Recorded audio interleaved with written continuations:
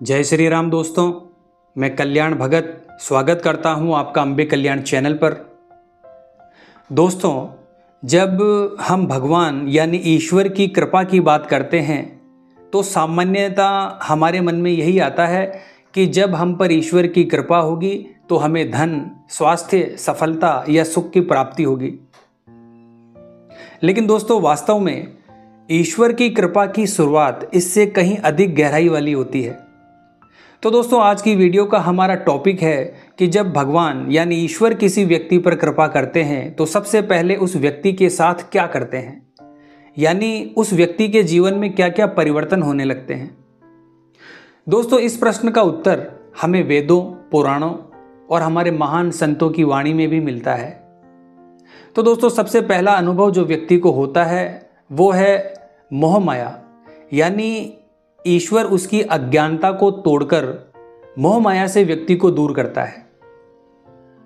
वो उस व्यक्ति के जीवन में छुपे अज्ञान, मोह माया के पर्दे को हटाना शुरू कर देते हैं, क्योंकि दोस्तों इस मोह माया की रचना ईश्वर ने ही की है और माया ग्रसित जीव जब ईश्वर की कृपा को प्राप्त करता है तब उसका मोह भंग होने लगता है।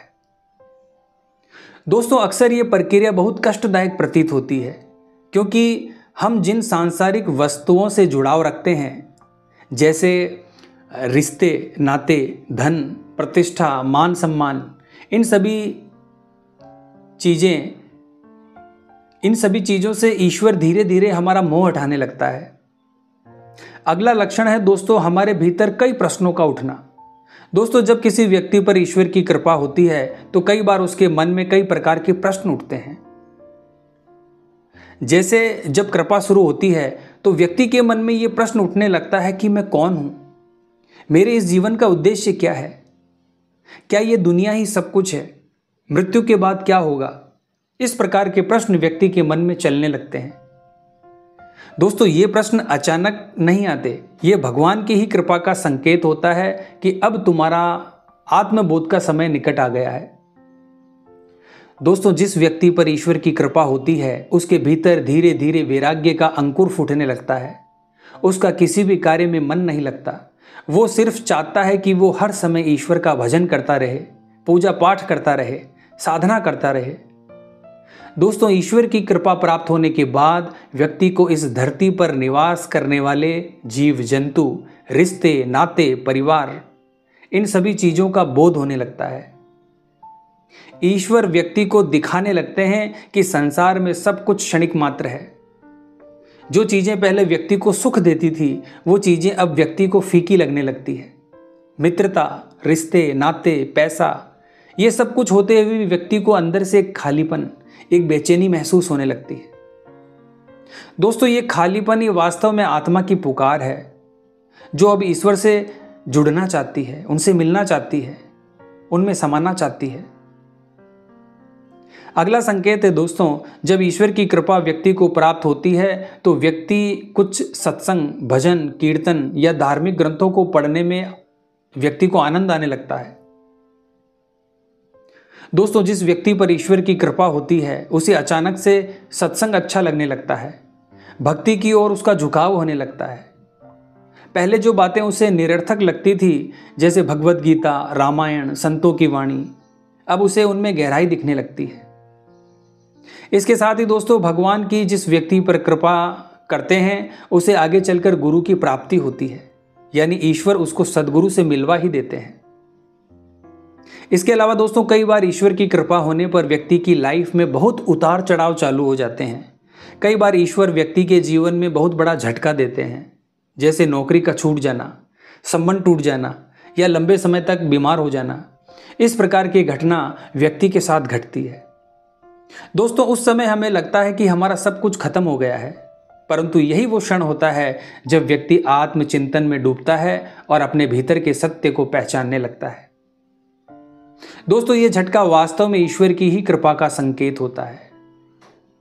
अगला बदलाव जो व्यक्ति के जीवन में होता है दोस्तों, व्यक्ति के अंदर से अहंकार का पूर्ण रूप से खत्म हो जाना, यानी पूर्ण रूप से अहंकार का विनाश।